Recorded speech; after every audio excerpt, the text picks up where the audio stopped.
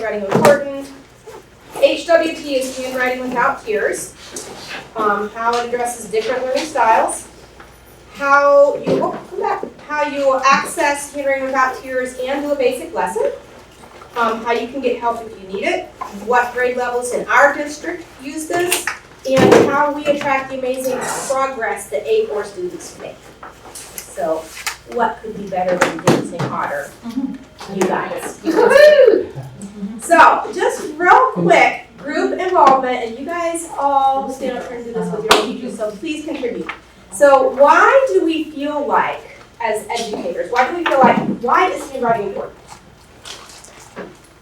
There you go. Well, because if it's difficult for them, then they get frustrated and then they shut down. Yes, absolutely. What else? Communicate with others. It's a life skill, so you can communicate with others, right? Anything else that feel free to. So you can read your own grocery list. So Well, and we know from our OG training how handwriting is directly linked with that sound, the relationship, and how it improves their reading as well as their writing. Absolutely, kids' brains. I like to tell people we're going to talk a little bit more about that. What if nobody was in the Continental Congress that knew how to write? We wouldn't have this document. We wouldn't have the greatest democracy in the history of human beings, probably. So, people are like, why are we starting yet another thing? Because you haven't been enough changes, so we thought we'd add one more. No. Because children who write well do have an educational advantage over children who do not write well. There has been tons of studies that show this. And we do know people like this, right, students? And actually, as an aside, who gets to work with the most challenged handwriters in the district? Yes, and you guys get them too, and then if you guys still need help, then I get them. So I actually do talk to some of my students about this, the ones that are a little bit older and can get a grip on it. And I will tell them, computer fonts, how you can put different fonts into your computer. So I didn't grab a thing, you're fine, don't worry. I will tell them, you know where they get that from? Our brains. The computer people know that we actually have different fonts ourselves. So if I am going to write a note to Principal Fredericks, I'm going to pull out my blue font. I'm going to write nice and clear and beautiful. If I'm going to write a note that I have to remember to stop on the way home and buy cookies, it might be pretty scribbled and awful looking. As long as I can read it, it did the job. So I let students know that there are within you different kind of fonts and abilities, and that is okay. It's just sometimes you got to pull out that good one to use it. Sometimes the other one is okay, but they're there. So I just want to go over some of this research, and this is just the tip of the iceberg of this research. One of the reasons that we did the Handwriting Without Tears program is it is highly, highly supported by research. This is not new. This has been around for at least 25 years. Steve might know the actual age of it, but a long time. And it was developed actually by an occupational therapist. So efficient transcription skills allow a writer to concentrate on the message creation, but poor transcription skills disrupt this. So you've seen this in your kids. The kids that struggle with writing, they are working on writing, not necessarily what they're saying. And what's worse, and I see this all the time, is this kid has this brilliant, creative, incredible idea. But then they sit there for like 12 minutes trying to get it down to 3 words because they hate writing so much and they're so bad at it, right? So we want them to be fluent enough and competent and confident enough about writing that when they have this incredible, Jules Verne kind of thing in their head, they can just write it down and not sit there and try to come out with a way that they can get it into as few letters as possible, Studies show that handwriting contributes directly to compositional fluency and quality for beginning and developing writers, and that automatic letter writing is the single best predictor of length and quality of written composition in younger students. All right, so a quick word about standardized testing. They still have to do handwriting for standardized testing, don't they? At this point, who knows, eventually might go to all, just sit there and tap it on a computer. But, the thing is, if those reviewers can't read what they're writing, Doesn't matter how great it is, because they're gonna get, you know. The other thing is brain-based applied research evidence lends support to the concept that reading and handwriting are closely linked. Because as you're writing this letter, and I'm making my letter A, and I'm realizing it makes the sound A or A, and I've got this symbol for it, that is my stepping stone to reading, right there. That symbol means something to me. Or mathematics, that number 1 means I have 1 bottle of water. So when you practice that writing, that physical motion, and we especially know with children, you know, what are they good at? Moving all the time. Because our brain, the first reason, do you know why creatures have brains? Do you guys know why the first primitive creatures developed brains? Do you remember? To move. The very first reason that we developed brain was to move. In fact, there's this little creature called a hydra, and it lives in the water, and it kind of looks like a little tree. And in its early stages of development, it has a very simple nervous system. And that's so that it can kind of scooch itself to the best place to get sunshine and nutrients. Then once it gets someplace that seems to work for it, it actually eats its own brain, and that's it. It turns into more like a plant. But the first reason we have a brain is so we can move.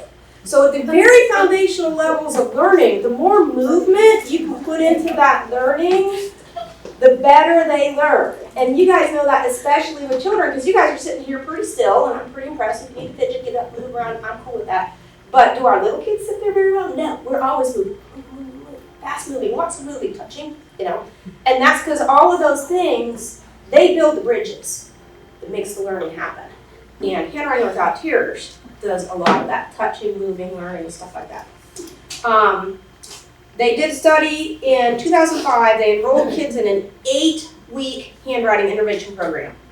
They outperformed their peers in all measures of writing, achieving a 46% improvement in the quality of written text beyond that control group who didn't do it. 8 weeks, not very long, 2 months.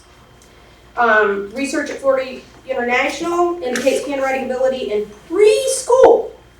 So Ms. Burris does an awesome job. She couldn't be here today. We're going to go over this stuff with her a little more in depth later.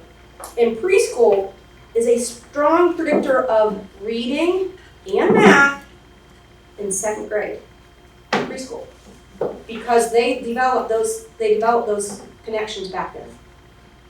And once they got those foundations, boom, they blossomed. The kids who didn't develop those foundations, they didn't get it. Between 10 to 30% of elementary school children struggle with handwriting. And I would say it is definitely closer to the 30%. And you know when this was published? In 2018, and what happened since then? And oh my gosh, you know, kids didn't write during COVID. We literally have people come in, the kindergarten teachers are calling me, they're like, Cindy, there's a kid here that doesn't know what a pencil is. I'm like, oh good. So it extensively documents the consequences of poor handwriting on academic performance and the correlation between academic success in writing, reading, and math and the quality of your handwriting. So I just go over these things because I want you to realize in these early grades, I know you guys have so many plates in the air, balls in the air, whatever it is, that they keep giving you more and more and more. And you know why? Because you guys are that important. Because these things that we get the kids early on in their lives really does set the foundation for what they're going to build on later. And this handwriting, it's not just as a pretty writing. It truly makes a difference later on as to my level of academic success. So did I get that scholarship? How good were my grades? Am I going to go on because doing this work in school was not that challenging for me? It was kind of easy and I kind of like it, as opposed to I hate this. You know, don't ask me to do this. I'm shutting down. I want to do it. Here's your word. Good luck reading it, you know? So this is super important stuff. So why did we go to the school board, do all this extra work and say, hey, can we do this in our school district? And the reason is because I do get the kids that are super challenged. We get the kids that are super challenged in handwriting. And several years ago, we started a little small group at La France. Because I said, what if instead of just seeing all these kids individually what if we just do a small group for kindergarten? At that time, there's 3 kindergartens in France.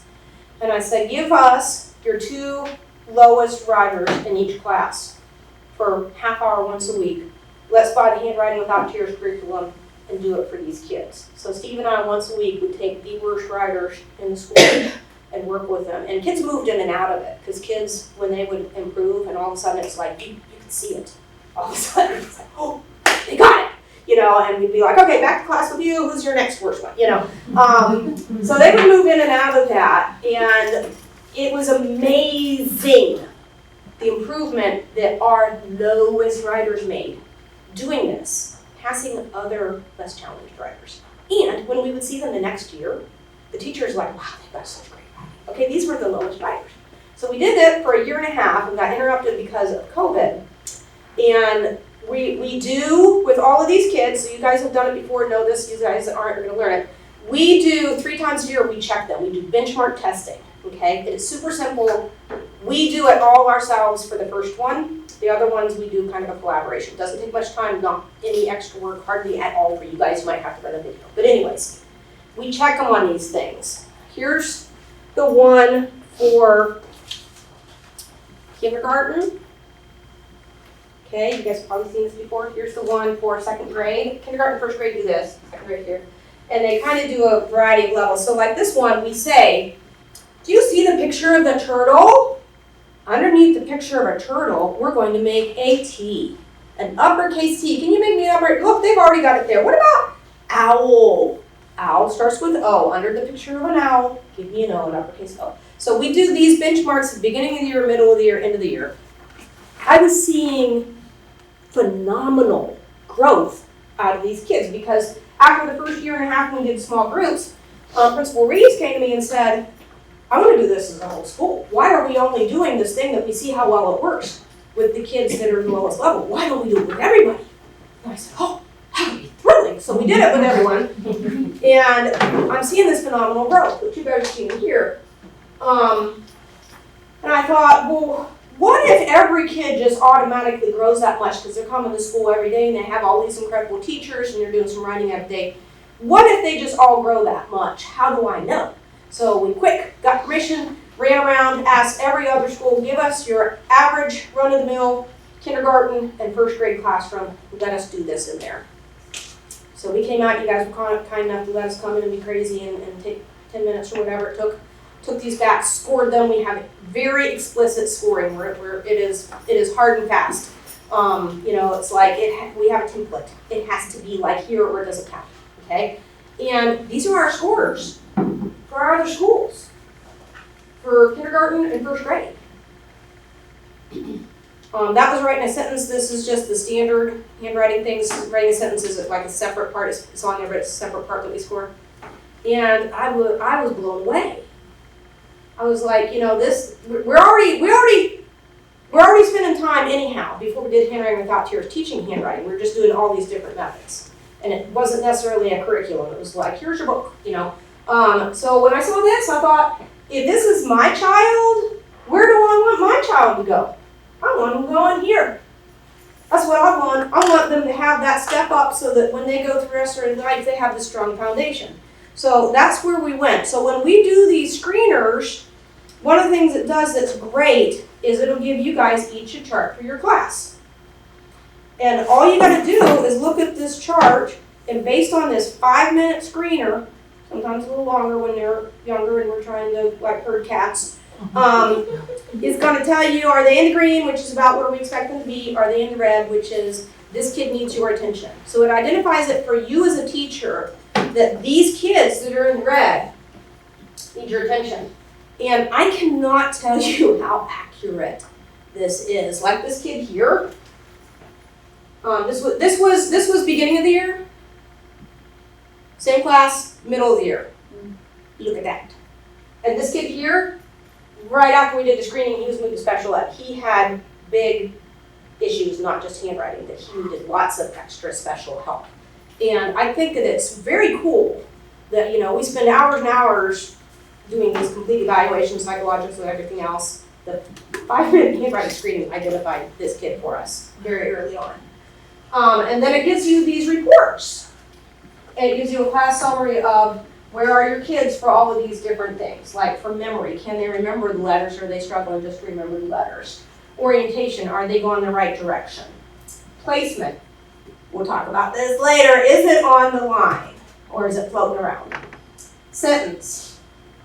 Sentence has some very key things that we have to grade and some things that you would think should count and don't. Like, does it have a starting capital? Does it have an ending punctuation? Are there spaces between the lines? Do we even count spaces between the lines? And the line spacing, they don't care. Okay. Between the words and within the words, the spacing. Right, yeah, so is there a space between the words? So things like that. And it gives you all of this with their name. Did they use title case or not? Are there concerns? And it automatically generates this from us doing and scoring these so we can get these to you, okay? So it gives you tons of information that you guys as a teacher can use. Now, are you going to sit here and pour over all of these for every single student and want to call me at 2 a.m. and kill me? No. But for those kids in the red, you're going to glance at this for the kids in the red and say, what's the problem? And you probably know already, but this is going to solidify it for you. Like, I thought that was the problem. I didn't realize they were struggling that much there. I'm going to make a quick post note, and we are going to work on that with this kid, okay? The other thing is, we all know about MTSS. Handwriting with Tiers is a curriculum that counts as a Tier 1 MTSS because it is a special whole group thing.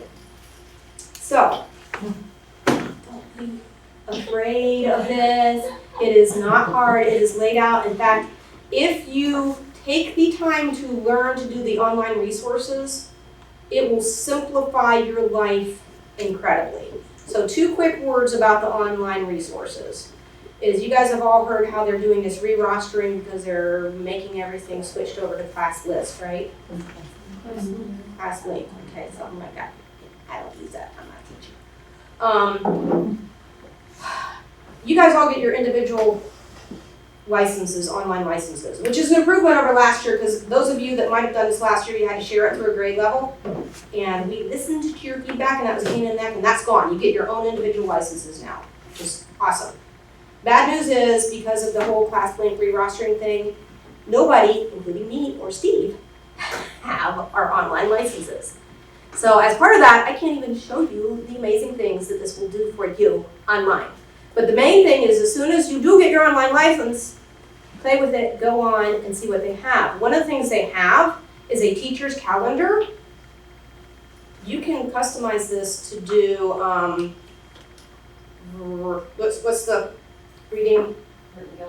Thank you. Or Gillingham OG. They have an OG link. You can switch it to go to OG and it'll make the letters present in that same thing. You can go with the standard one that comes from Handwriting Without Tears, which is a slightly different calendar layout, or you can say, I don't like any of that, I want to go to the extra work and put my own stuff in individually. And you click on that, and then all you got to do is you go to the next day and it tells you, today you should do this, this, and this.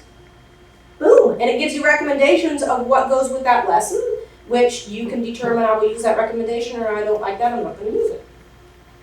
So what are some specific things that you guys have encountered either teaching, writing, or have heard from other people, or looking at writing? What are some specific problems that you guys have noted with some of your students? Well, I usually get the high students, and my high students can read, but when it comes to writing, it's like, oh my goodness, are they going to be a doctor? You know what I mean? Oh, absolutely. It's like ridiculous for some of them, and you know, and because they don't struggle with reading, they just write however, and you know. Yeah. They The habits are formed already. In by second grade, they're already formed, and you can't. Well, you can, but it's hard. Yeah. It is hard. I agree, absolutely. So, yeah, all of you guys that are not quite there and work with the young ones, yes, by the time they get second grade, it is hard. But what I will do is I'll talk with these kids and I will say, okay, I need you to try to make this letter the way I'm showing you now. You made it before. That was the little kid way of making it. Remember when you were a wee little kid, you drank out of a bottle, but now you drink out of a cup or whatever, right? This is the same thing. Way back when you started, it was okay that you made it this way, but now we're gonna make it big kid. Let me show you. Let me see if you can do it. Oh, you can do it! High five! Okay, so I'm gonna give you this little tiny sticker on your desk. have the letter S so that you can remember it starts like a C and then it turns around. And we're gonna start making it that way from now on, okay? Yes, fist bump. And you work on that one thing. And you can change it, but you pick out, like I am not the handwriting Nazi, don't tell anyone, but you pick out the biggest problems that they have and you pick out the biggest problem. You work on that one at a time till it's super solid and you move on. Most of the time, for the majority of children, you know how many problems they actually have? It's like 5 or less problems, you know? And you get those taken care of and you will be flat out amazed at the huge difference now that it makes before we attack these handful of problems to those are done. Do they still have some issues? Yes, but it's doable now. So what are some other problems that you guys have with handwriting? Floating away. I'm so glad you mentioned that. And Steve's gonna talk a little bit about this later. That is a huge problem. And that is one of the things that we look at when we screen. And I have a handout somewhere. Here it is. And they have to have their letters pretty dang close to the line or it doesn't count when we screen. They get knocked off for it. This is for kindergarten level. We have an overlay that we have to put on their little screeners they do. If they're outside of these shaded areas, so that's one of the main things that we got to work on with them. And one of the things that supports that most is there's approach is you start your letters at the top. And there's a little song we're all going to sing. And you're going to think, oh, it's awesome. Listen, Steve and I taught it to special needs kids within 1 week. So if we can do it, you guys can do it. And the kids love it. And it's a super easy way of reminding them how to do it. But the thing is, by starting them at the top, it does a whole lot of good things for them, but it also gives them that hard stop place when they hit the line. So that's one of the things that we can do with that. And we also have some different writing papers, if you choose, you can use that kind of supports that. But yeah, good point, the floating away. And that does make a big difference later on. Because if your letters are everywhere, it makes it much, much harder to see than where they need to be. And some letters, as we know, we have the tall letters, the small letters, and the hanging down letters, and if they're positioned poorly, then that is a problem too. So any other big problems that you guys have? Reversals. And there's a way, and that's the other thing, by starting at the top, that actually helps with that. And there's lots of ways we can address reversals on there. And one of the ways with the younger levels is they always start with all capitals first. And I want you to, in your mind, visualize. Take a big deep breath, visualize. AP, AB, AD, and AQ, lowercase. Mind-boggling, isn't it? It's the same letter, just presented in different spatial arrangements, okay? And the kid's trying to learn it, and trying to get it from here to flip it and put it down here. But now visualize the uppercase B, D, P, and Q. Completely different letters, aren't they? Yeah. So that's one of the reasons that they typically start with, just so you know, that's why they start handwriting without tears with the uppercase letters first. The other thing is when you think of a P and a B and a D and a Q, easy for me to say, in an uppercase, they all are the exact same size. None of them stick up higher than another one. None of them hang down lower than another one. Not the case in lowercase. We got to throw in all these extra little things to make it harder for all of us, right? So it's very well thought out. There's probably not a problem that you're going to come up against that they haven't come up against before and they don't have some way to address. Some of them are not necessarily covered in this presentation, most of them aren't. But teacher manuals, everybody has a hands-on teacher manual, right? Did we get that for everyone? We have one for each of the classroom teachers. Yes, okay. So each of the classroom teachers has a hands-on how to do it book. And you guys can do an online how to do it book. And on all of these, you can search reversals. It takes you to a page and tells you how to address reversals. So things like that. So it was developed by occupational therapists. It does a developmental continuum. They do teach the skills one at a time, but they keep kind of going back to those skills. And like we've talked a couple of times, if you're better at handwriting, it typically boosts your literacy. It is very interactive and multisensory.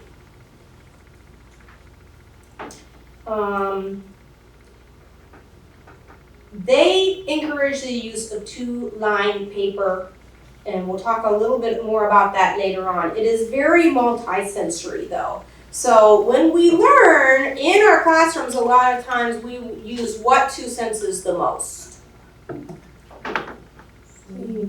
Yes, seeing and hearing. But everybody here either has a baby, knows a baby, or was a baby, right? So what senses do they use more to? Yes, they're putting things in their mouth. They are touching everything. Yes, don't touch that, quit touching that. Don't lick that, don't, and they're moving everywhere, okay? And we're feeling, okay? So one of the great things is Handwriting Without Tears puts that back in the equation for you. So one of the things that it's going to give you is a bunch of manipulatives. Now, I understand you guys that aren't classroom teachers might not have all of these, but if you so desire, you can make them. Or you can ask the principal and she'll get them for you. Like, a lot of them are as simple as, We love you. a lot of them are as simple as Play-Doh. Yeah. Okay? Play-Doh is awesome. And if you think second graders still don't like Play-Doh, you're wrong. So, we also look at some of the other things. You guys should have gotten special pencils delivered to this school. Did you get your special pencils? No, pencils were not in our kit. We had the little erasers, the Right. chalk, and the little flip crayons. All right, well darn. You might want to think about ordering these pencils for the littlest kids. We got them last year with our initial, Yeah, But we didn't get them this year. yeah. So these are triangle pencils. And they're a little bit bigger. But the nice thing, and I'll let you guys, here I'm gonna pass them around. So here's a regular, thicker pencil, and here's a triangle pencil. I just want you to feel the triangle pencil and notice how it helps position itself in your hand.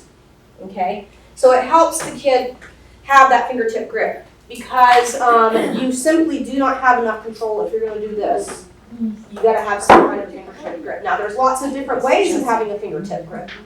And if your kids are having grip issues, all you gotta do is email Steve or I after like the first little bit that they have maybe needed to sort it out. And we can come in and look at them. Sometimes we'll give you like a grip device to put on the pencil that helps them position it. But you do need some degree of fingertip movement or you're not gonna be able to form those letters well enough. is that best for first, kindergarten and first? Would you use those in second? I would not use these in second. But K and 1 would be good. K and 1 would be good, yeah. No, I would not use it in second. That doesn't mean I have never used it in second. I do have a couple second graders that I have resorted this to them. And they'll use that. But a lot of times I don't even use it at first. A lot of times I use it in K4 as they're starting to go to a pencil and kindergarten. So maybe just 4 and 5K then? Yeah, that's what I would For do. special circumstances in first grade? Yeah, I wouldn't do it with first grade because most of them, you do have the strange thing that every once in a while you get a first grader who has never been in a school before and they might need it. But the main thing that this does is it helps you with your fine motor coordination. And that's why it's a little bit bigger, even though their hands are a little bit smaller, but it's a little bit easier to hold this and move it around. But there's other things that they have is they have the little chalkboards. It's a little wet, my sponge is full. And you can get additional stuff that we didn't supply called Rolodeau letters, and this is Steve's, and it's really cool. And they have the letter manipulation pieces, which we will cover in just a little bit. But the thing is with that multi-sensory, it really, really helps with the hands-on. So Mrs. Fredericks. I'm looking at that for. Round of applause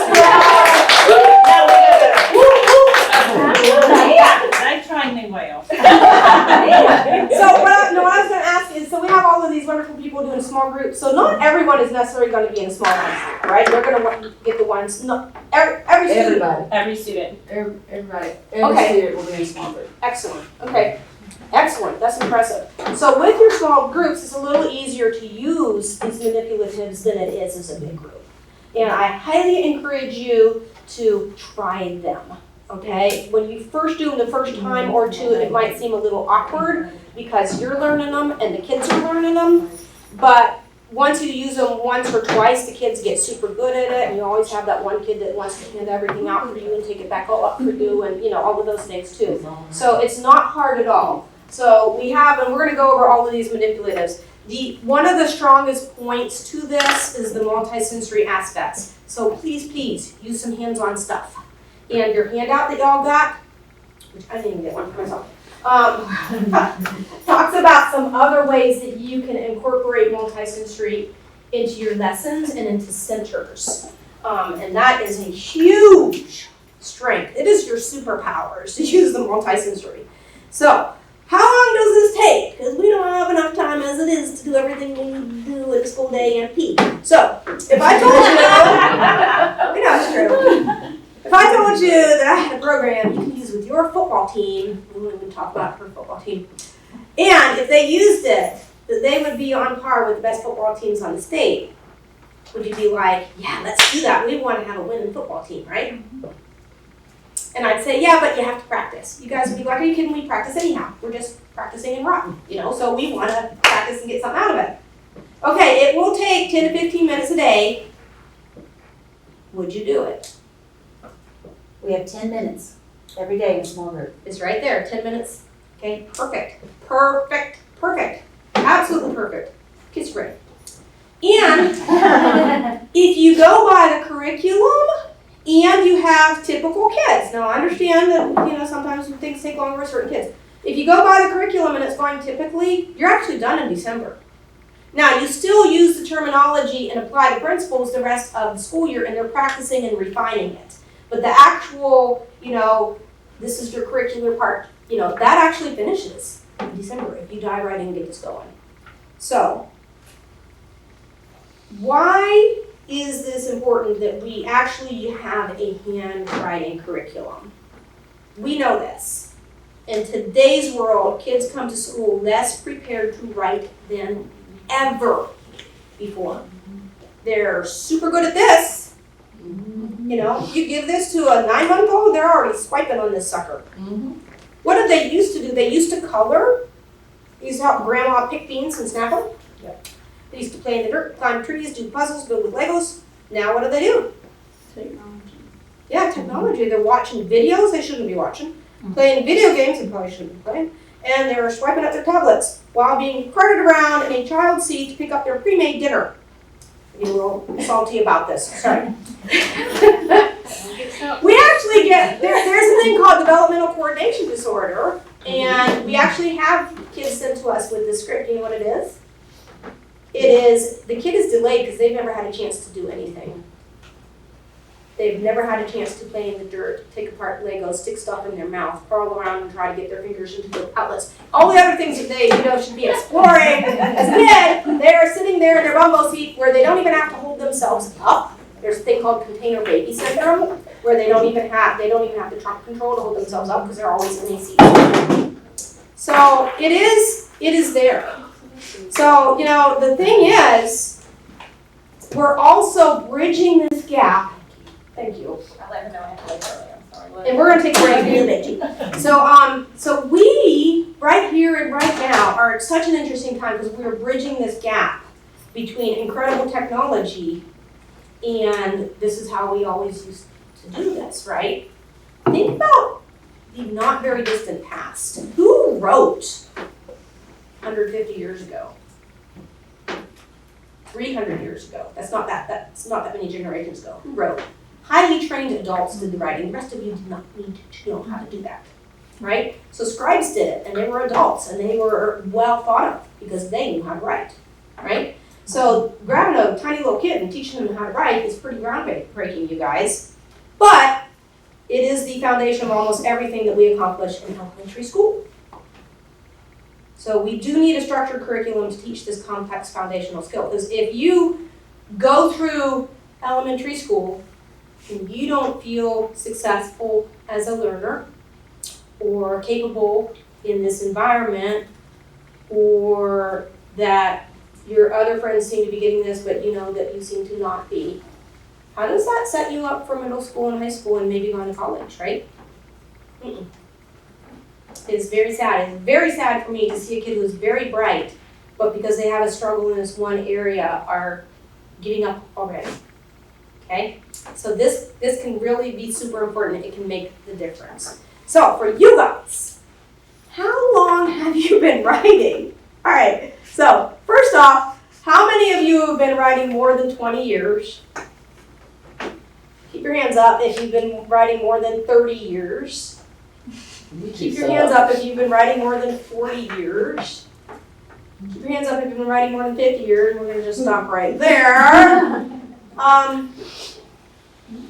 When you're gonna write something,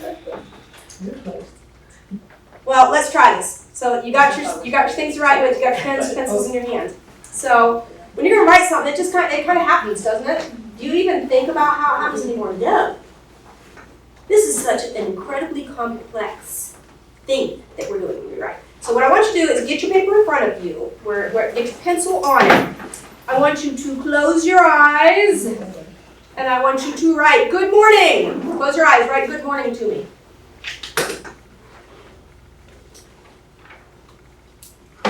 All right, everybody, when you're done, open your eyes and look at it. Can you read it? Awesome, isn't it? Awesome. Your brain thought about it, and it came out. Magic.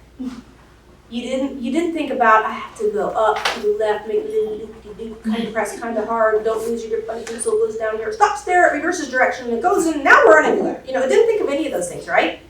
Okay, so get ready, let's try this again. Can you write it in Greek for me, please? Go ahead, I'll wait.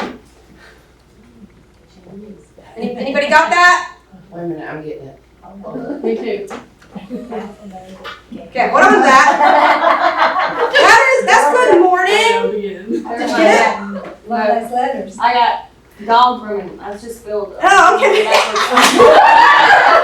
I wrote olive oil. That's it. I went to Greek last year. I went to Greece. And I like to learn new languages, and I dabble in Spanish, and I thought, I'm going to learn Greek, so when I go over there. Oh my gosh, when they say it's like Greek to me, I now know why. So I want you to think about it for a little bit. Like, you had no idea where even to start. It's like, are you kidding me? I can't do that. What about your kids who are just learning to write? They don't know what the letters are. They don't know what letters match the sounds. They don't remember how to make that letter. That's how hard it is for them. And then we wonder, why aren't you writing anything for me? Okay? So there's some things that we can do to help them. So I want us to look at some stuff. So how many people are going to work with kindergarten kids? Not in here. They're Not all in here? Okay, right good. now.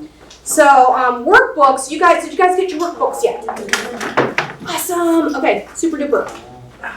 So if you have your workbooks, let's look at them. If you don't, let them borrow the work. Make sure you give them back. So you've got yours. Does anybody else need these? You guys all have your workbooks? So flip it open. And Do you want, if we teach second grade, do you want us to take the yellow or no? Because we just brought our. no, you only need. I'm just trying to show you. They're all they all follow the same pathways because all kids are learning this kind of in the same pathways. They just have different starting points. So one of the first things you're going to notice when you open your book is how do I help my right and left-handers, right? So that right there is going to help you. If you look at this book page, it's going to take you, if you're even a slow reader like me, probably a minute to read it. So think through that. Then it's going to talk about how does this book work. So learn and check is what it says on both of these books. Then this is what I kind of want you to look at is it's going to show you the way we should be making our letters right here. One thing I encourage you guys to do is on every kid's desk, even if they're in second grade, they need on their desk, even if you have it in your classroom, they need some kind of a letter strip on their desk. If you can't find a letter strip, there's a couple of different things. You can buy, with your $500 of classroom money, these peel and stick letter strips. I have some of those, but not enough for everybody. That's okay. You could also probably, some people might Xerox them and laminate them, but it probably wouldn't be completely legal. But you wouldn't. Tell me about that. You can print them on sticker paper. You could print them on sticker paper. And there's a bunch that are downloadable. It's just if you download some, can you look at the font and make sure that they are in general the same as the Handwriting Without Tears. One of the things that we might notice about the Handwriting Without Tears is it has the simple A, not the crazy fish hook on the top A, right? This is important. We want the simple A, okay? So they do need this at their desk. They need to quickly look at that, and we need to start teaching them to look at that and teach them to reflect on that. And that is also one of the ways we help them with reversals. And you can say, not sure if that's right. Can you check your thing? Yeah. So what is a fish hook on the That's top? what I'm Oh, I see. This one. Yes. Okay.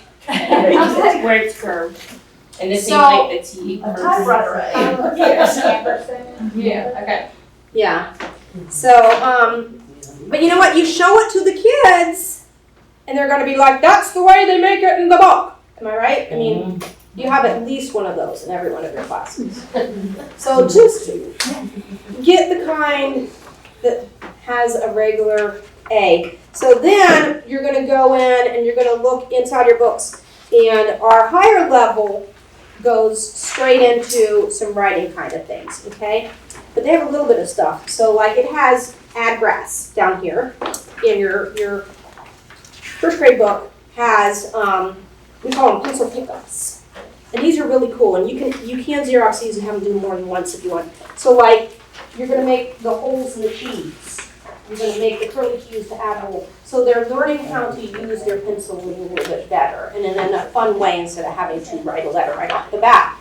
I will tell you, a number of years ago, I was kicked by a horse, broke my right hand, which is I'm right-handed. And the thing that helped me more than anything else to get on board with having to write quickly, because it was IEP season, I had to do a whole lot of handwriting right then, is coloring. Who would have known? But by training my left hand to make those little fingertip movements, I could color for a little bit, and then I could move into writing pretty efficiently. If I would try to jump right into writing with my left hand, it would be like, I don't do this. So these little things help them learn, and once you get into the book, it's going to show you kind of how to do those. So the book has divvied things up into different groups. So the frog jump capitals is what you see first there. What about the other book? Let me see. Yes, frog jump capitals are there. And I'll show you what they mean by that in a little bit. So when we do a frog jump, one of the things we're going to learn is, remember where we start our letters? At the top. So you go down. When a frog jumps, it leaves the ground. That's important because most people want to draw back up. You don't. You jump your pencil up, and then you finish your letter. So those frog jump capitals, you'll see. See the little numbers? What you do not want to do with these books is hand out the books and say to the kid, fill out this page. The first thing you do is you show them, either with your document camera or with one of your online resources where you just click the whoop, and it shows them for Do they you. have that on the, so we can do it on Clear Touch and Yes. in the same like boxes that Yes. look like there? Yes, and they have videos that they can show you. So if you want to be a performer, do it. If you want to like drink your coffee and let the video do it, do that. But they're on there, multitudes of these to match whatever style you want. My students love the frog jump video. Yes, ribbit, ribbit, and it's getting the fly. It's really cute. It's cheesy. The kids love it. So we'll have access to that and then teachers too? Okay. I will double check, but I think so. They I think have so. licenses, right? The enrichment teachers have a license. I'm gonna check on it, cause I know before it was just the homeroom teachers. Okay, But this is, since we've got a new plan here this year, I need them to have one. They're not that expensive, are they? we got a whole bunch free, so it depends on how many they have to give out. But this is another thing that you can do. Who do I need to contact to make sure we all get one? Laura McCall. Oh, she's my buddy. I'll get one. Okay. But listen, this is when we first tried it at La France, and like I just want you to know, yes, we can get things done. We do get things done, but like we don't have that $500 classroom budget. I have. So we're like on a super limited budget. So what we did at La France is we bought one license for the grade level. Don't tell me or anyone don't do this. And so all of the teachers, like in the whole grade level, Share. shared that. Oh, we know how to do that too. Yeah, so I was gonna say, so you guys could probably either have a special group that you guys share all your special groups in one. Yeah. It's a little harder to do it that way, but not that much harder. The biggest thing is it's gonna show you, we don't have our sign in, I can't show you, but you can, you know how you pin things? Yeah. This has literally a billion resources. And I do not have time or capacity in my aging brain to remember. So I pin my most frequently used ones. So I highly, highly, highly encourage you guys to do that, whether you're sharing a sign-in or whether you have your own, because it saves you a tremendous amount of time. After you've done it for a while, you might not need that, but in early going, it's nice to be able to go to my pins, and there it is. Super simple to do. If I can do this technological thing, you guys can. So we do the frog jump, so they're reviewing them in the middle of this book. You've learned it in the lower grades. The starting corner capitals is exactly what it means, is we start in the corner. So on almost all of your handwriting without tear stuff, you're going to see a little smiley face. That's your starting corner. There's my little smiley face. That's your starting corner. If I was doing a small group, I would go get some blue paper and put a smiley face sticker in it and laminate it. And that would be on my chalkboards. Smiley face. Smiley face. Chalkboards. Okay. So because that helps, the kids need a way to orient this, which is another way to address reversals. If you always start where you're supposed to, the reversals don't happen because you made it the way you're supposed to. It just comes out right. So our manipulatives, this is the coolest thing ever. Wood pieces, okay? The terminology is super simple with handwriting without tears, okay? So you have a grand total of 4 different line forms. That's it. Everything goes from these. So what might you call this? Or, if I compare it, this would be a big line, little line. There you go. Big line, little line. Okay, you guys are so fast. This would be a big curve, aha! And a little curve. There you go. So what Steve and I might do is we'll get our little group around us, and we would sit in a circle. And we would already know when they would walk into our room, we would already have our letter of the day up. And the kids would walk in and they'd be like, oh, it's D. I know how to make a D. I know letter D. It's my name or whatever. And we'd be like, oh, you are so incredible. You already know about this letter. You know, so right away they're like, I got this. Remember, these are our lowest writers in the school. So we would maybe take a whole handful of these. If you don't have wood pieces, in your digital license, there is a template for you to cut out your own construction paper pieces. Or if you want to make construction paper pieces and put them in a center. There you go. The kids love this. So we can touch these. We can move them. So Steve and I would take our little mat, put it on the paper, put it on the ground, show our template. They can take their pieces, and this is made to be exactly the same size. Look at that. And they can make their D. So they're making their D out of their wood pieces, right? D is for, if you look in your workbooks, it's going to have this same imagery in there, okay? For littler kids, there will be a picture of a duck for them to color, okay? And on the back, there's some real quick activities already made up for you. Look at the first one. What letter was that again? It's a letter D. There you go. You can use your outside voices. Can you find me the other D? Where is it? Good job. Okay, next in line, what's this a picture of? Duck. Do you hear the D in duck? Duck, duck, duck. What are these other words? Let's say them together. Duck. Diamond. Dog. Good job. Oh, now it's time for a chalkboard. All right, I'm going to dump out some of my water if I can find it. That's great. My favorite. So if you have chalkboards, you have already started at your starting corner, taken a little piece of chalk. They got chalk, right? Yes. Did they get the broken pieces of chalk?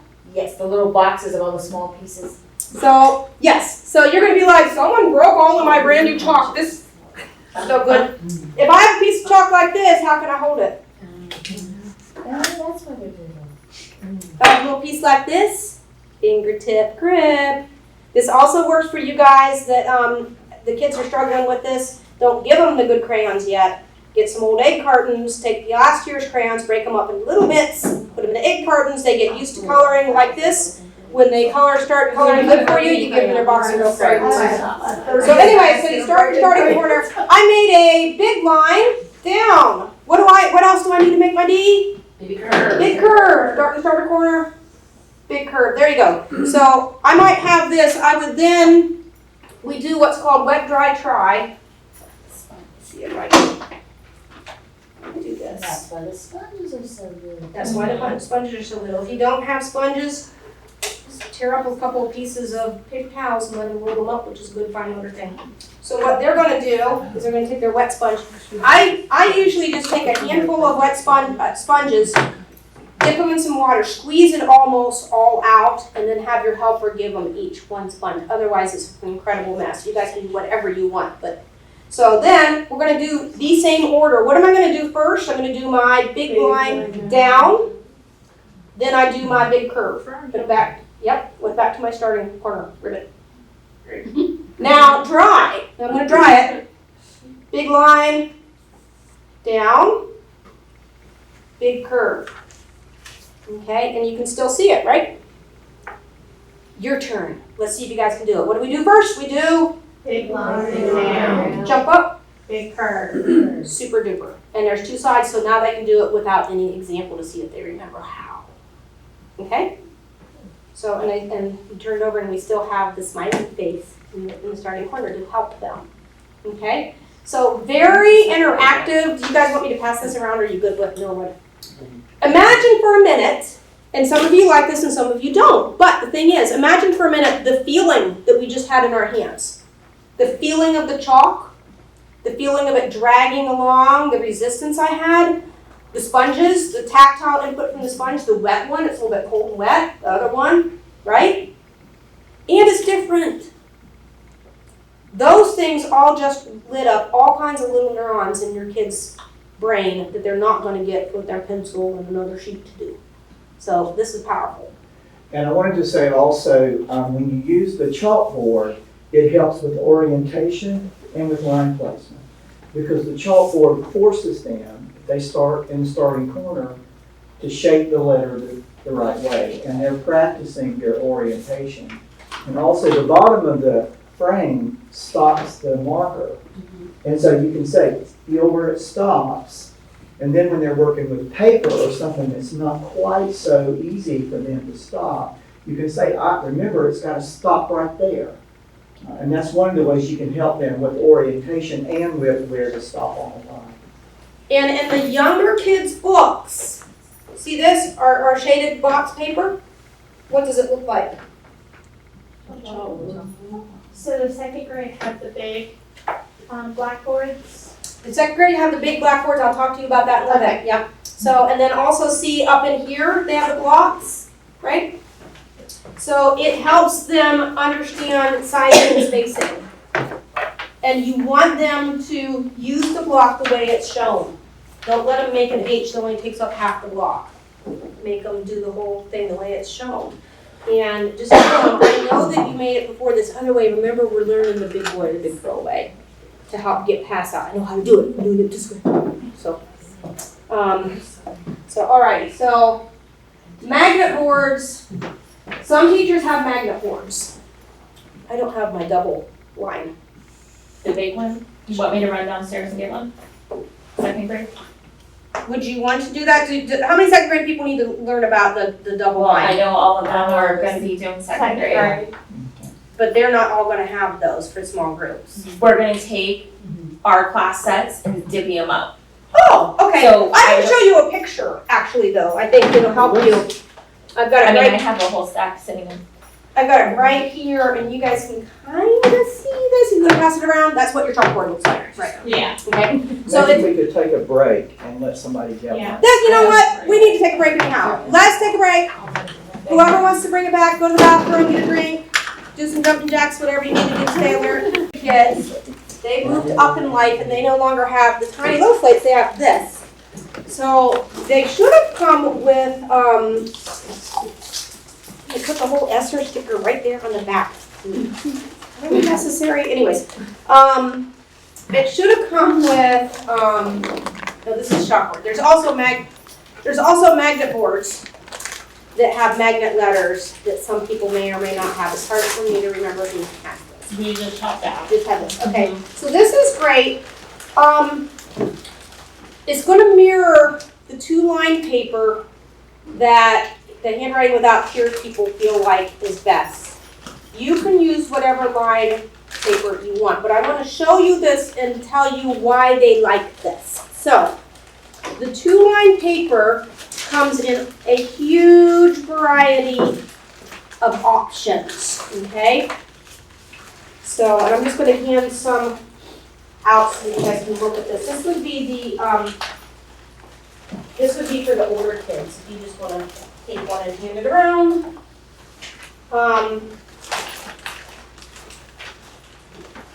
So this would be for like our second graders. And you can get this, or you can use regular paper, and we'll talk about how to transition between that. I think it's most valuable for the younger kids personally, but some older kids do really well with this. If you have a really struggling writer, please keep in mind the end game is that they can write legibly. Do we really care what they write with? No. Do we really care what they write on? No, not really. I mean, as long as it's some sort of paper. There's a billion different kinds of paper. So the Handwriting Without Tears paper starts with a 2-line method, which you guys can see on this. And it comes in a variety of different positions. And you can kind of see how I wrote here on this. So the thought process is this. Here's our 2 lines, okay? So you have several different sizes of letters. This is your baseline. I will tell you, as an occupational therapist, I'm not a big fan of the really super busy, lots and lots of lines paper. It's like, sometimes I look at those and I'm like, I don't even know what I'm supposed to write, okay? So I feel like simpler in general is better. So, I have a capital. It's going to be sticking up. There we are. Okay? Does it matter how high it sticks up? Not really, as long as it sticks up some, they will work it out. Okay? My next letter, I call standard size letters. The main letter is going to fit right there. Okay?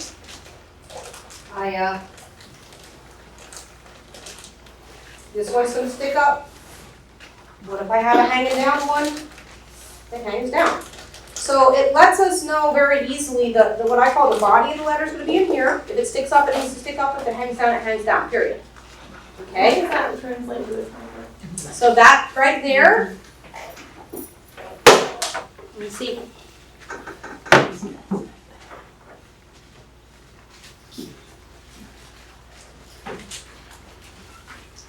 Okay. It just seemed really small, I guess, compared to Yep. that. So, yeah, but remember, this would be for second graders. So I don't know whether you guys there can see, but it's the same thing here. The bodies of the letters stick in this little paper. Do you want me to pass around an example? Here, I'm going to steal this from you first. And we'll just hand this around so you can see.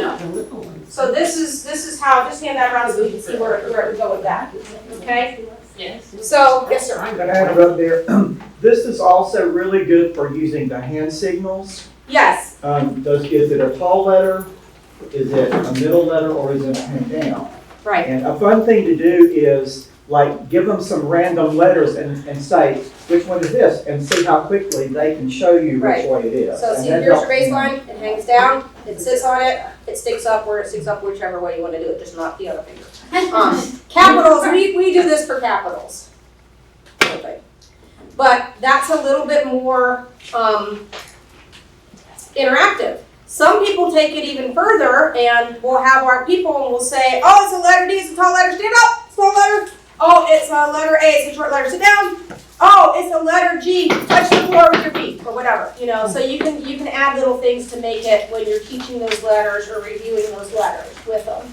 Or if it's one-on-one, the kid can't remember that the J hangs down, you bring up to your desk and say, look, the J hangs down, the little fish hook goes under the water, let's pretend that there's a fish under the water, we're trying to get it with our, okay, it's gonna go down, okay, or whatever. So if you can add some of those physical cues in with it, it will help you. So that's how we use this.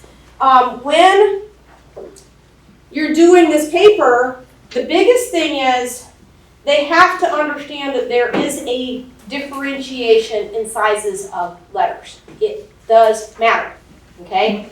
My lowercase a is not as tall as my uppercase letter, period, okay? So once they get this, switching them to the standard paper is not that big of a deal at all, okay? For a couple of days, they might be a little confused, but within 1 week, they have sorted it out and moved on, trust me. But if they're struggling a little bit, if you start them with this, it helps make in their brains a concrete example. This sticks up, this stays inside of here, this hangs down, okay? I guess to me it's just a little confusing because like some of these have the dash lines, like I would wanna put the top of the letter inside of that 2 lines, you know what I mean? Nope, I completely understand. Yep, Which is why I didn't even know how to write on this paper. yep, but that's why we're showing it to you, yeah, Yeah. yeah. So, and that's why, and that's a good point, is that's why they A lot have, of paper that's why they do that in some of the back of the books, is to help give you examples. This is how you would transition your kids to other papers, because they realize there's a lot of paper out there they need to learn how to write on a paper. What the other recommendation that I use a lot, and I don't seem to have an exact example of it, some of you guys have seen this, but in general, if you're using just regular notebook paper, yes, skip every other line. Force them to skip every other line. The other thing that I do a lot, and some of you guys have, I know we've done it before, some of you guys have seen this, I make my own paper. I do only every other line. I would take a highlighter and highlight every other line. And we have Second grade did not understand what every other line is. you can also buy, it's called highlighter They paper. did not. And this is another way to show them what size should it be and where should it be. You can actually buy this for some kids. I try to stay away from special papers unless it's needed, then I use it as a transition and then we graduate and go to regular paper. But I actually make my own on the computer for some kids. If you're struggling with coordination, it's hard to start shrinking your writing down when you get into 1st and 2nd grade especially. So on my computer, I will make bold line paper and I just, I don't really have it working for you guys, but it's just like line paper. And it's bold lines and I make it different sizes so it's different amounts of room and then I make the people skip every other line when they're writing on it. But the thing is with that, if anybody wants that, you can email me when we're done, I'll send you some. You can make your own, but I already have it made in my computer. In fact, at the end of the class, if you give me a chance, I can pull it up and show it to you. It's nothing earth-shattering. But the nice thing about that is sometimes on regular notebook paper, like you guys are writing on for your notes, that line is kind of like a light blue suggested, maybe you should put your thing here. When I make my big, bold, black and white paper, it's like this letter goes here, baby, you know, and it's a little bit more of a cue to get your letter on the line, keep it in those lines, don't make it enormous and have it go everywhere. What kind of paper do you use when you do the assessments? When we do the assessments, we do standard paper, and here it is. That. And I had the other one. You had it, you pulled it out and showed it. There it is. Yeah, this is it. We Xerox them off and we burn them. There's nothing fancy. That's it. Okay, Blank Yeah. line at the bottom. there's the one. It does not matter as much on these, what size the letters are. You know what really, really matters a lot? Is it on the line? Has to be on the line, not floating way above the line, not sinking way below the line, unless it's like a descending letter. But is it on the line? That matters a lot, okay? And the reason it matters a lot is because the research shows that if you don't keep them on the line, then it decreases your legibility and causes other problems. Do y'all call it uppercase or capital? I call it uppercase, but when I come into your room, I call it whatever you guys want me to call it. Can you make me uppercase, capital? I usually use all the, big. Because I don't know what, But it doesn't matter. They use uppercase and lowercase is what they call it. And when we screen, I do whatever your class typically does. Yeah, we usually walk in and say, do you guys call You say upper, or I'll do both. I I do both most of the time. So the pencils I've shown you, the flip crayons, how many people have seen flip crayons? Okay, I'm going to excellent. So I'm going to pass some of these around and then we just make sure they all come back to us. So go ahead and open these up. I love these just because they're so stinking cute. You've got some. They're like open in a box of candy. You got some. Here's some to look at. Here you go. So the deal is with these, they're one color on one side and one color on the other. They're complementary colors, so I love that. I'm so glad you noticed. Yes, it's really well thought out program. So the thing is, look at this. That's why they're called flip crayons, because they want the kids to flip them with that fingertip movement, which supports the production of fine motor skills, right? Okay. And there's actually, I think, Steve, isn't there like a little pencil exercise included in Handwriting Without Tears where you can flip the pencil around? Yes, I think in the okay. videos. The other thing, for you OG people, did you notice that one of the crayons is green and red? Yes. Works great with your OG stuff. Amazing. Yeah. All the boxes will be missing the red and green. Right. So they have those. We already talked about the papers, the online support, the movies, the pre-made curriculum. They have little movies that go with every letter. It's fabulous. They have multitudes of movies. So like, if they were in the middle of this rostering, I could show you. Like when we get to letter E, they have a very short, like it's literally like 20-second video of an eagle. And we talk about E is for eagle, here's an eagle, there we go, and it only takes 20 seconds of your day and you move on. But then they also have a video that shows them how to make it.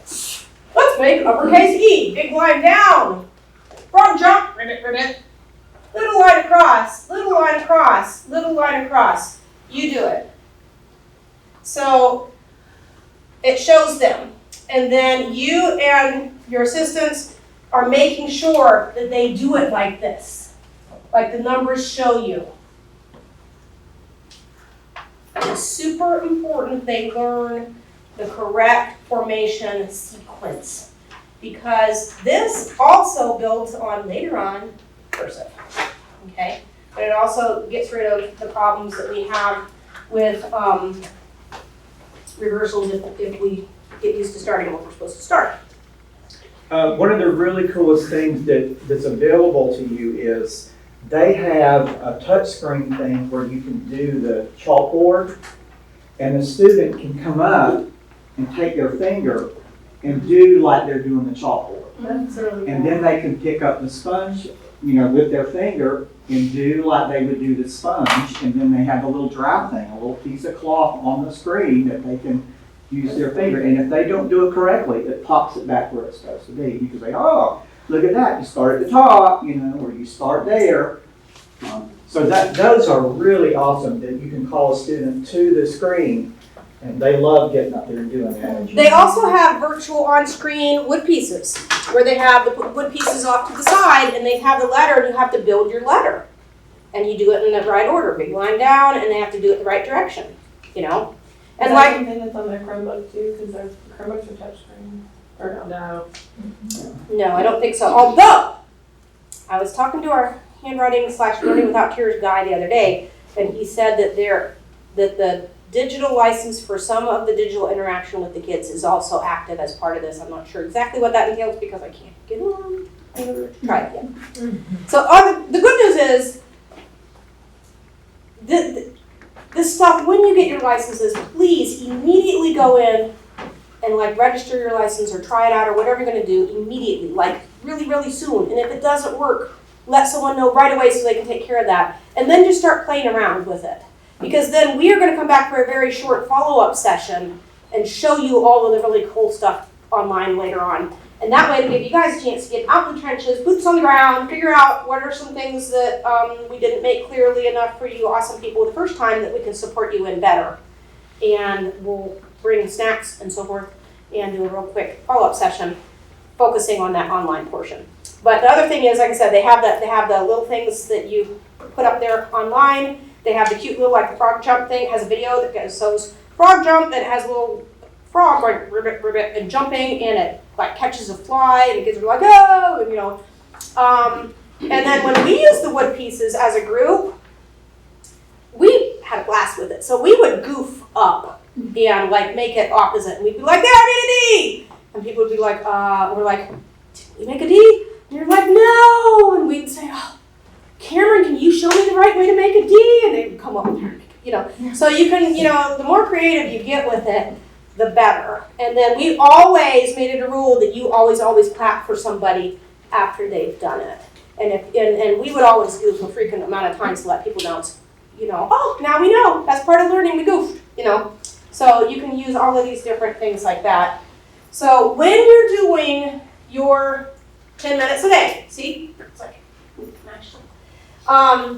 your handwriting interactive teaching tool is what it's called.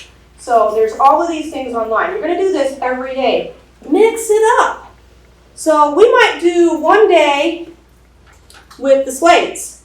The next day, I would probably get my Play-Doh out. Okay? And Play-Doh is awesome stuff because you can do it a variety of ways. Is you can roll it out into a snake and build your letter like that, you know, and make it out of there. Or you can smash it. Look at all this tactile and proprioceptive is the smashing. That's deep pressure. It's called proprioceptive. It is our first most valuable input, okay? So deep pressure, heavy work input, okay? You notice when the kids come back from recess, there's a short, sweet amount of time of really great focus. And that's because they've had all of this proprioceptive input.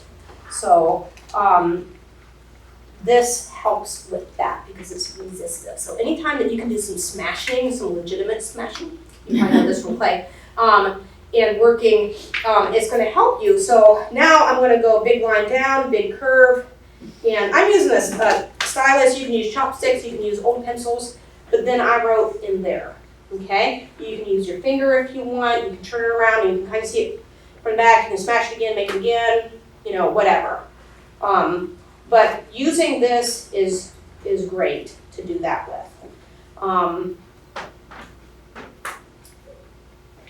Using a song to go with it, using some movements to go with it. Are fantastic, and we're gonna learn a song in just a minute. So, what you want to do is you want to do it in 3 phrases. Okay. So the direct instruction is you're saying, "Hey, it's my turn." So I don't want you guys to do anything about watching right now. And if you need to, have them stand up to watch, or have them come up, sit down and watch. It doesn't matter. They don't have to be like robots watching. They can move. But it's my turn. I am doing this. So I'm up here and I'm talking through it. Big line down, little line across, across, across. Probably it's a good idea just to get them used to this. Big line down, stop the line, don't forget, across, across, across. What letter did I make? E, yay, okay. Tell me a word that starts with E. Yes, you guys are brilliant because your brain, and what about? Very good, you guys are so brilliant. And what about? So I am showing them so they can imitate it. So the next one is they copy a model. There's in your workbooks. It shows them. So you look at it, you copy it. You can have them trace it first and then copy it, which we do a lot. Or after they've done it for a while, if you feel like they have a good grip, they can just kind of copy it there. Okay? Don't go to independent practice until they're ready. Because if they're not ready, what ends up happening at the independent practice stage? They learn it wrong. Yeah. So it's super crucial that you're either having them like right here where you can see what they're doing, or walking around. And, you know, I know, and Steve knows how hard it is to have 6 hyperactive kids that are rotten at this, that you're trying to give them all individual attention. And sometimes I would literally like reach over and take their pencils because it's like, no, stop. I will be with you for a minute. I want you to look around and see how many things are blue in the room and quietly count them to yourself or whatever. You know, so I know. But the thing is, you can't let them practice wrong. Because they are, every time their body goes through that series of movements, they're learning it. And they're making it harder for you. And they're pretty quickly, you don't have to take this too many times until you can start looking at them and saying, I need you to stop, do I have to take your pencil? And they'll be like, no. So just don't rush through the first 2 stages. And you guys, I'm not a teacher, I'm a therapist. So you guys have all these awesome strategies. So it might be that we do peer helpers, you know, with the really awesome writer here and the really one that needs some help right there, you know, so that they can model for each other. So there's all kinds of ways, it's really cool to do this. Your handwriting interactive teaching tool works on the smart board. Okay, and we already talked about all of these things. Do not turn them loose on the workbook. The workbook is your interactive teaching tool. You have to be looking at them doing it. You have to be checking them doing it. You have to sometimes take out the humongous eraser and erase it and make them do it again. Okay? You sometimes need to have them come up to the board with you or someplace else or on the floor. You can use the carpet squares where you write your finger. And do it there with you. What do you think I get more feedback from as a learner? When I'm doing this or when I'm doing this?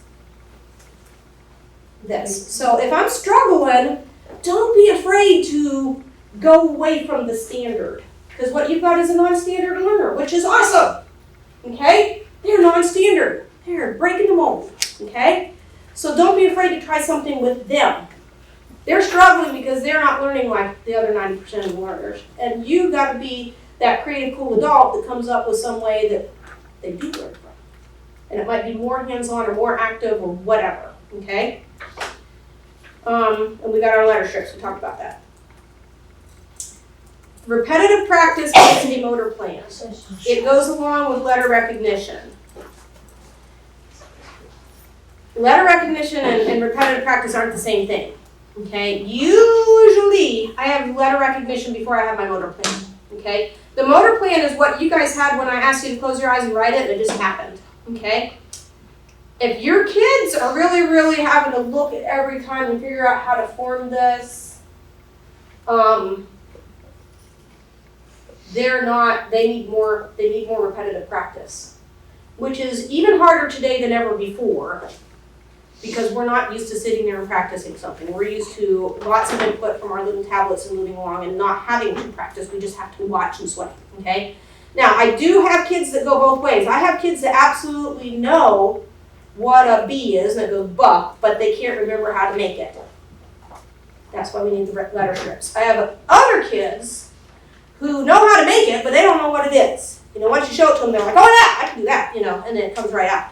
So make sure that they have both parts of that working for them. When you're ready for the guided practice, that means they can look at it and they can copy it and they can match that model. Don't go to the independent practice before they're good at this, because they learn the wrong thing. This can take a while, especially for the kids that are our lower learners. And you might have to divvy up kind of faster and slower groups, I don't know. Or maybe you don't feel that way, maybe you feel like they do better by mixing them all up so they have someone to, whatever works for you guys. So the goal is independent practice. When are they ready for the independent practice? When they can kind of practice on their own and you don't have to be watching their every move. If they can write their name correctly, can they write letters and numbers from memory? It's still okay to have the letter strip to check, but it's not taking us 30 minutes because I'm having to look and find every single one, right? They can write a dictated word. So I am going to dictate the word cliff, C-L-I-F-F, and they can go, you know, because they don't have to think about how does every one of those look, okay? And they start to enjoy their free writing. They start to it's not as much of a killer when you ask them to write a sentence about the picture. So, some things that support this: posture, paper, pencil grip. Sitting at a desk that fits is important, okay? If you guys don't believe me, and nobody will do this, but I would love it if you did, is go back to your rooms and do this. And write like this for a little bit. The first thing that's gonna happen to you, do you know what it's gonna be? Is this. I mean, why wouldn't you? It's right there, okay? This is a problem because now I'm not seeing my stuff the right way anymore. I have changed my neurological input. Okay, it must change because of the angle. So that's a problem, okay? So you need them to be able to sit in a chair with their feet on the floor, okay? And have their arms supported. Now, when we set up a classroom, and some of you guys might have noticed this today. I am right-handed. I am going to sit here. Why is that? Why didn't I sit on that side of the table? Because your arm is going to turn. Yes, because I'm going to be turning and my arm is supported. Okay? If it's the other way, my arm drops off the table, it's not supported. My brain now has to control my shoulder joint, my elbow joint, my forearm, my wrist, everything. Okay? And I'm going to have that thing that needs somebody to rub it, and they'll time it open. It hurts, you know? You guys might have this at your desks. Not that I have a messy desk, right, Steve? But when stuff like this happens on your desk, you end up like, you have this much to write on. Some of your kids do this. You need to have your arm support on your desk so that your brain can just work on your hand, on the writing part. It doesn't have to be cluttered up with controlling and managing all this other stuff. So you see how the difference is my arm is now supported, as opposed if I'm right-handed and I sit here and I'm looking at my teacher, see my arm's not supported at all. That's why I need a massage.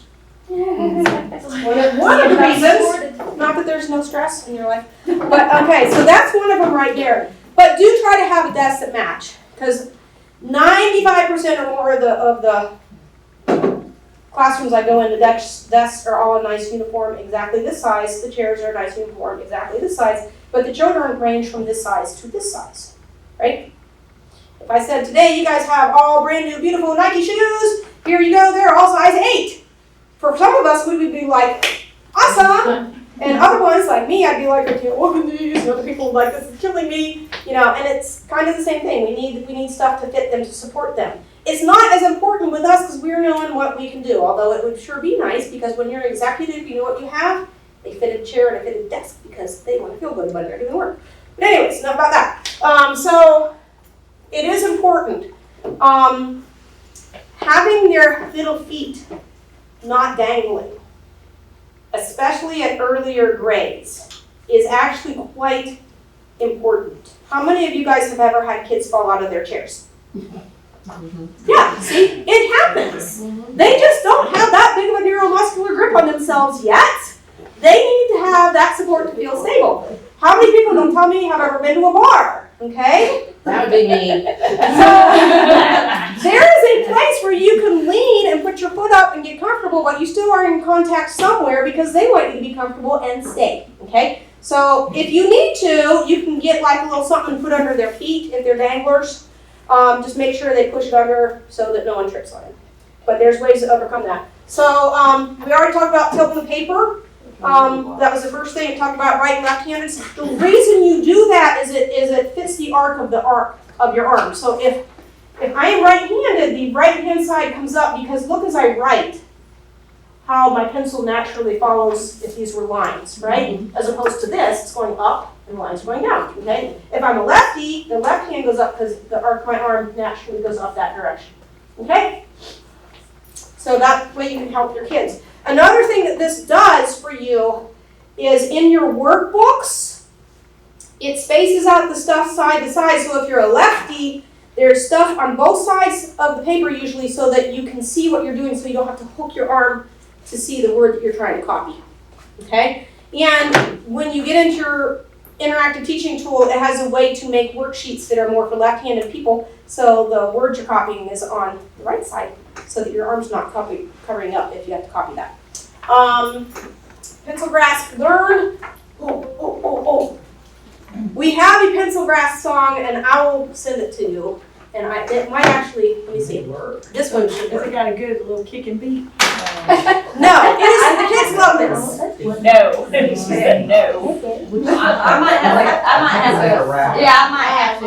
Use your thumb and your pointer finger and pinch the pencil where the yellow meets the wood. My thumb is bent, pointer points to the tip, middle finger uses its side. I tuck my last two fingers in and take it for a ride. Now drop it and let's do it again. Make it to where the lead points towards your body.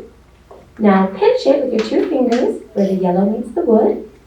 My thumb is bent, pointer points to the tip, middle finger uses its side. I tuck my last two fingers in and take it for a ride. Good, that's a nice tripod pencil grass. Now you're ready to write. So it is a very simple little song, and no, it does not have, there are other songs out there that like have banjos and everything else. But you know what, this is simple, the kids learn it, they like it, so just, it works. So there is a flip the pencil that's in the Learning Without Tears that I can't get to. There's another ditty on there we're not going to see, but if you guys want those, I can send those links to you, okay?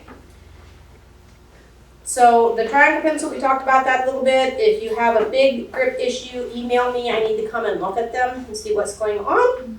I have worked with kids missing parts of their hands before, and there is a way to make this happen, okay? So if it's a problem, let me know. We will figure it out. Here's that picture of the pencil pickups, and this was from, I think, a kindergarten book. And it just shows those fun little things to do warm-ups of your hands before you're actually writing. Like I said, for you guys, you've been writing for decades. This writing business is easy for you, not for them. Their little muscles aren't developed. You need to do some things to warm them up and get them going.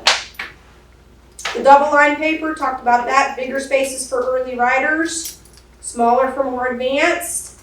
They have a worksheet maker included in your interactive teaching tool. And it makes all kinds of cool worksheets. It makes giant worksheets for little kids. Okay? So here's how you write your name. You write it over here. Okay? It makes bigger worksheets for other people. Here's my my spelling word list that I made quick and printed off for them. And here's a sentence practice. It is awesome. But it has this, it's so simple to do. You just go worksheet maker, tell it what grade level you want, and boom, you got your worksheet made. We talked about the paper we already have here. We talked about using the hands. Okay, spaces between the words. Okay, there's lots of ways to do this. I've got a bottle of nothing. You need to put some of it in between your words. Here's a spaceman stick, right? Pencil grip, finger space, okay? The best thing yet is this.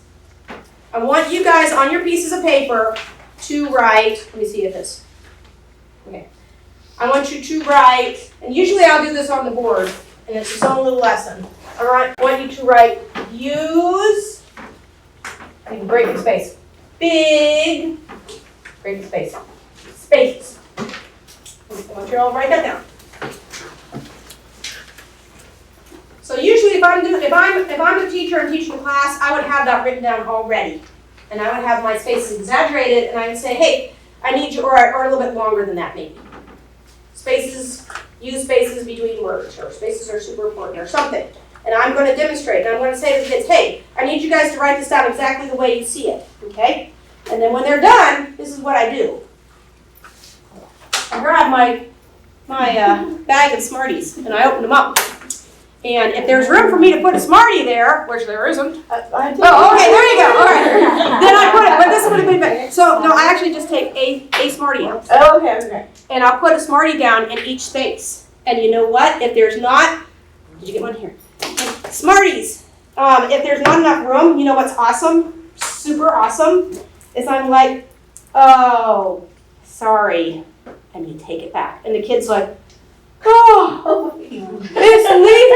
So I know, isn't it? It's terrible. So then you give them a whole pack and you say, look, if you go to the library, you're just right in front of there, sorry. If you go to the library, you get out any book, I don't care whether it's a kindergarten book, a book for a doctor, a book for the president of the United States, any more stories. What's the one thing you're gonna notice? There's gonna be spaces between everything. Doesn't matter what book you get. We have equal spaces between our words. So, here are some spacer tools. And you do this for 1 week. Did you get some? Should have thought about it. That's on your wish list if you had any moves, change it to, Okay. So you do it for 1 week and you probably should. Skittles and chocolate. Skittles work, M&M's work. That's what I said, like, you can get the big bag, Yeah, they're already unwrapped and you can kind of just. yeah, whatever. But see, you're not gonna do this forever. I mean, you did that for one thing and it made an impression because this is important to do as a student. It would be. I have big problems with spacing. Yes, and I could care as a student if you can read my writing or not. But I won. So you're gonna say this is super important. You know, from now on you guys gotta use Smarties, and you come in the next day, you're like, hey, remember? Smarties use spaces between their words. I happen to have more candy, so our first sentence that we're using for our vocabulary of the day, get going on it. Remember, letters go on the line. I'm gonna be checking your spaces. If there's enough room for Smarties, you get them.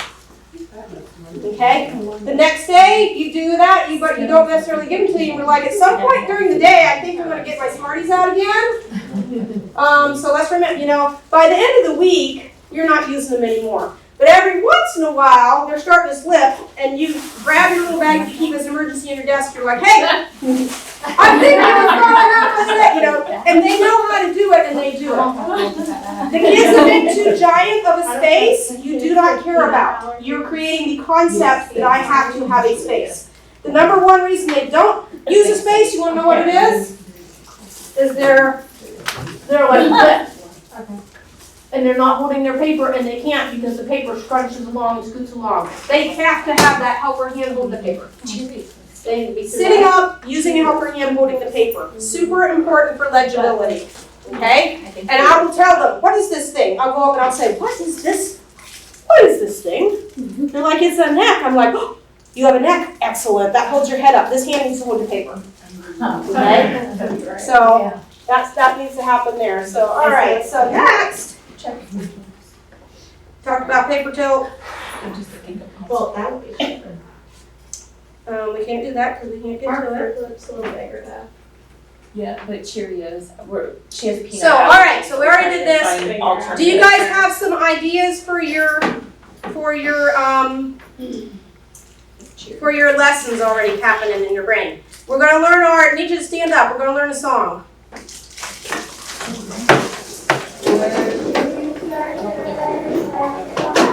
We're gonna hear them sing first.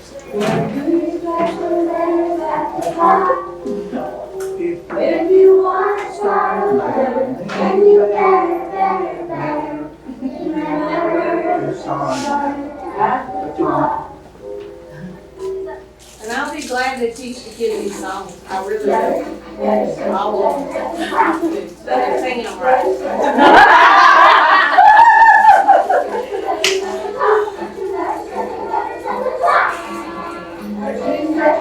At the top, the cream's gone. At the top. If you want to start a letter, better, remember to start at the top. Top. No, it's the middle. It is the top. It is the top. Where do you start a letter at the top?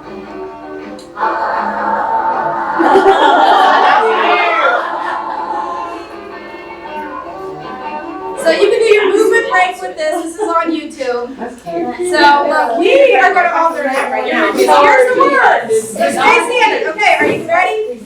So I do it a little different. So are you ready? There's your verse. Ready? Let's go. Where do you start your letters at the top?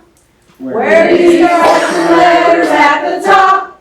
If you want to start a letter, then you better remember to start it at the top. Woo! Okay, so isn't that simple? Nothing walk into a classroom and the teacher's like, Miss Cindy, they have a song to sing for you.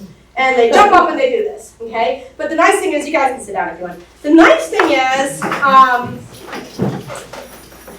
as you're walking along and you're seeing this kid that's not doing it from the top, it's important. Just have to. You can go, where do we start in the letters? And they'll be like, oh, at the top, and they'll do it, okay? So, this is our sample lesson. We introduce the concept. We go to our interactive thing. It shows us how to make an E. It says what an E is, okay? We get our wood pieces out maybe that day. We do the animated writing E where it shows a little animated movie of an E being written. We can do wet, dry, try. We can do Play-Doh. Then we open up our workbook. Okay? We do it first on your chalkboard to show them how, or up here, or on the whiteboard to show them how. Finally, after all that, that's when the kids pick up their pencils and do it. Okay? I can send this to all you guys if you want this. Okay? Does it have the songs in there too? Yes, it has the link. The only thing is, I don't know if you'll be able to do the links to all the things because it's under like my license, sort of, which is expired because of things. Okay. But I will send you. Help me remember. I can send you the pencil grip song, and that was not on that song we just did. That was actually a YouTube song where some teacher videoed her kids doing that. Worksheet maker. Just showing you an example. Other ways, you guys have a handout with this. Be creative. Be creative. So, flashlight writing. The best thing is to turn off the lights, and you get your flashlight. And okay, we ready? Here's letter E. Down, across, across, across. Big line down. Do it again. And then you let somebody come up and they get to do it with the flashlight. You think they hit the gold mine. Toss a beanbag, write the letter. So you got a beanbag, you got a wadded up piece of paper, it doesn't matter, you have something to throw, an old shoe, you have some letters on the board, the kid stands back here and whips it as hard as he can, trying to knock your wall down, because that's what they're gonna do, and whatever letter is closest, you guys write that, okay? And these are the letters we've done over the last 3 weeks, maybe, okay? And the kids are like, oh, I got it, and make sure not just that you're writing it fast, it has to be on the line, it has to be so I can read it, okay? And then the next kid throws something and they write that one. And the next kid, you might say, all right, we've written E, B, let's see, okay, whatever, okay? So it's super fun. Play-Doh, we already talked about that. They can do Play-Doh all day long. So if you want, you can spend, this isn't very much money. Do you remember maybe 29 bucks? No, it's not very much money. You can spend some of your teacher money on this. It's called Roll a Letter.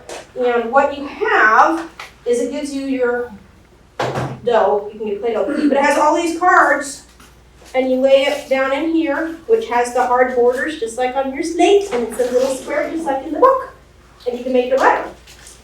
The only thing I would add to this is I would have a printed off sheet that each kid gets next to it, and they keep, and as they do the letter, they write the letter. So you practice writing, okay? So that's a neat way to do it.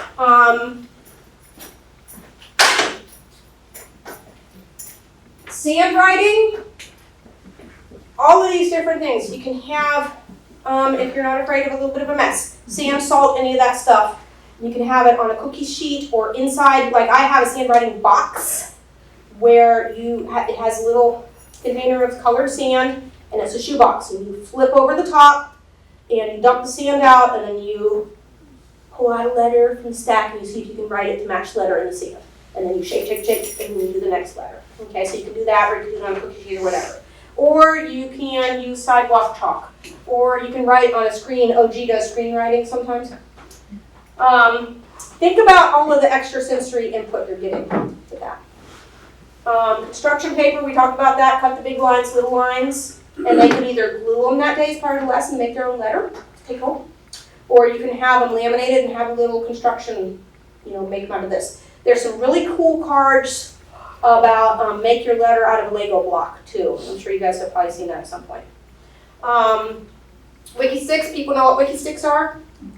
Okay, so if not, talk to me. It's basically a piece of yarn with wax on it. And you can make letters out of wiki sticks, very tactile, very cool. Lace through a letter, super simple. Have your assistants, or you guys are the assistants a lot of times, cut out the letter and punch holes in it, and they need to lace through that letter while they're looking at it, thinking about it. By the time you're done lacing, see 5 words to start with that letter. Feel bag.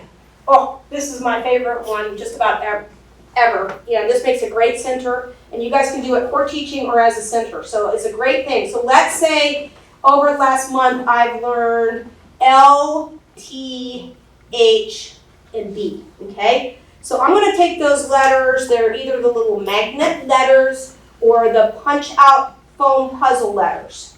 If you do the foam puzzle letters, make sure that they're not the rotten ones that God knows what that letter is actually supposed to be. Make sure it looks like an actual letter. You stick them in a little bag or you put them in a box and put a paper tea towel over top of it. And you have them stick their hand in it and you say, what letter do you think you have? They say, I think it's an L. So let's see. It is an L, I knew it, I didn't even see it. Okay, write the L down, okay? And I might have a piece of paper that on this side has the L already written, and then they need to write it, and if they're more advanced, they can write the upper and the lowercase L, okay? Or they get it out, and it's like, oh, it's an H. That's okay, it's an H, good job, you knew it was an H now. Put it back, let's try it again. Think about what that L's gonna feel like. So they're thinking, it's a big line down, little line across, and you can use those same things. The kids love it. And you can put them in pairs to do this, taking turns, whatever. That's really cool because it hits a lot of different learning techniques there. And then the HIT, the whatever, it's just a jumping off point. You know, it's not meant to hijack you guys' creativity. It's just meant to give you the interactive teaching tool. It's giving you some options. If, I hate to even say this, but we would ever have to go to distance learning again, this is perfect for distance learning, okay? As long as the kids happen to have their workbook with them, it is super simple to instruct online. Now, they tell me, I can't check because I can't get to it, that they have activated the licenses that will actually let you do other stuff online, so that you might not even need the workbook for this to work for kids. So if you have a snow day, this might be like a perfect thing to do, whatever. There are also letters you can print off and send or email if you want to your parents to say, hey, your school is doing this cool thing, we wanted to make you aware of it. So the screener, I'm running out of time. We help you. OT comes into your classroom, we'll set up a time for the first one of the year. We'll probably still do it this way. It is super simple, okay? Here is the one that you see for K-5 and first. And we have them do it, and we take it up and we score it, and we send you the information. There is the one that is for second grade. We already see this. This is what you're going to see from it. Here's an example, September 2020, of a little kindergarten kid at La France. There is a January. He got no extra help. This was just doing handwriting without tears as part of the class. So let's look at that again. Pretty dang impressive, you know? So you guys got this, you know? You guys are amazing. I wanted to have more time so you guys could share with each other stuff that you already do, that you could work into this, or share with each other what part of this you feel like would be neat and that you want to try. We're out of time. Steve wanted to mention a couple of real quick things. So when we do the screeners and score them, the number 1 and 2 things to remember are on the line. When I score them, I don't actually grade them, I just go through. And I have a standardized system that it tells me it's formation, orientation, and placement. And I have to go by a guideline about letter placement. I give the kids the benefit of the doubt as much as I can. But then there's certain things I just have to, and all I do is click if there's an error. And the software actually scores it. And it scores it beginning, mid-year, and end-year. So at the beginning of the year, the kindergartners don't even do a sentence. so it doesn't score that far. But then in the middle of the year, they have to do a sentence, and usually their scores drop a little bit because they have to do a sentence. They've learned all the other letters maybe, but then they get one backwards or something. But the placement is really where most of the scores suffered, was getting it on that line. That and uppercase and lowercase confusion. Yeah, I would, Even if it's a lowercase a and it's supposed to be an uppercase a, we can't take yeah, I can't, and you may have noticed when I get the screener, I say every one. I say, write me an uppercase T, write me an uppercase B, write me, and then I say, look again, make sure all that row is uppercase. I'm not even supposed to do that. So, you know, a lot of them, they'll just, even kids who are really excellent writers will do the wrong case sometimes, and that counts against them. In the sentence, they look for capital, for period, or spacing. And they also look for if they put a capital letter in the wrong place. So if there's one little capital letter in the middle of their sentence, they lose a point. Also, how they write their name. Their expectation is title case by halfway through kindergarten, I believe. So it actually counts off. If I accidentally put a capital letter in my name in the middle, it counts off for that. But I don't count off for placement on their name or their sentence. So those are the things that happen when I'm scoring them. Please do not let this be a stress maker. It's a little, for all of us, when we do something new, it's a little stressful because we're learning something new, but it's a fantastic learning opportunity for you guys. The district invested lots of money because we've seen this can work. If you guys just do it faithfully, you don't have to do every single aspect of it. I do encourage you to experiment a little bit to see how the different things work and what you might like. And if some old person who doesn't know how to do technology can do this, all of you guys can do this, I know it. So when we come in and we do that first screener, please do not stress. In fact, if they look bad, that's even better for us because they're going to have more room for growth, you know? The middle of the year, also, don't stress. It's there to give you guys information like, holy moly, Joe is killing this. I had no idea you could write this good. He needs to be doing this more often in class, you know? Or, oh my gosh, Maria, I thought she had this, but evidently not. We need to maybe think about giving her some extra, whatever. And then at the end of the year, it should really demonstrate that continued growth. Because like I said, once you get to about halfway through the year, the regular, you know, boots on the ground kind of hammer on this, you're past that. You just need to follow through at that point. And every once in a while, I would still build into your curriculums, you know, a little bit of time here and there to keep working on it. Because then once you're done with second grade, you do not have time to work on this. You better have a pretty good grit because you're done and we're working on the knowledge part, not how to get it on the paper. So this part is super important. We have a very limited time. If we miss our time window for this, we can't recapture that. So don't stress. Just faithfully, what's that word I'm looking for? You do it with fidelity. Thank you. Haven't had enough caffeine. You know, do this as part of your thing. If you have a question, please contact us. If you can't remember who I am, talk to Stephanie. She will look us up. We have met with multiple people, mainly Steve, last year, but I did some to help people get on board that thought they had it, then they started doing it, and they're like, this isn't making much sense, I need some help. Don't be afraid to ask us. Good Lord, I'm continuing it myself, and I know how hard it is. So, you know, the biggest thing is if you do it, you're going to see growth out of your kids. You're going to be amazed. You're going to love that little report you get at the end of the year. If you don't do it regularly, you'll get some growth, but you're not going to get what you want, what they deserve. So do you guys have any questions?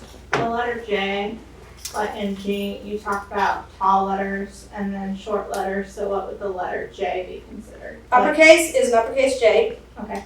Otherwise, it is a descending letter. Descending. So you got your ascending, descending, and I call them standard. Is there a terminology I can't remember? And you use that with the kids, like you say. Ascending is like, you know what ascending is? It's when we go up and down the stairs. We go up the stairs, we are ascending the stairs, we are going up.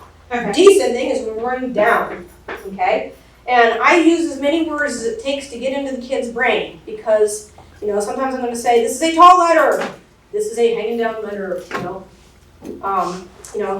We're talking about letter P, and I'm like, I've worked on the letter P until I'm blue face, and I'm still not getting it, and I will sit down there with the kid, and I'll say, look, Sure. Misters, don't tell your parent about this or your teacher, but when you go to the bathroom and you pee, where's the pee go? Right, your pee needs to start going down right here. You got it, don't tell it. So my motto is whatever it takes, you know? Oh, Mr. Steve shared a verbal pathway with me, so my Townville crew, I'm sorry, but we might shock you too. But I had in our Google Classroom, there is a Handwriting Without Tears agenda for today for your digital sign-in. And I also put his verbal pathways there as well, just so that we're all using that same language, because there are going to be so many of us doing it this year. So please sign in digitally today and then take a look and just print that verbal pathways just so you'll have it. That is directly from the student workbook, but I did it as a sheet so that whatever letter you're working on, you can just look at that verbal pathway and say, oh, here's what I'm supposed to say. Big line down, little line across, or whatever it asks you to do. Did everybody sign in? If you didn't, make sure you sign in.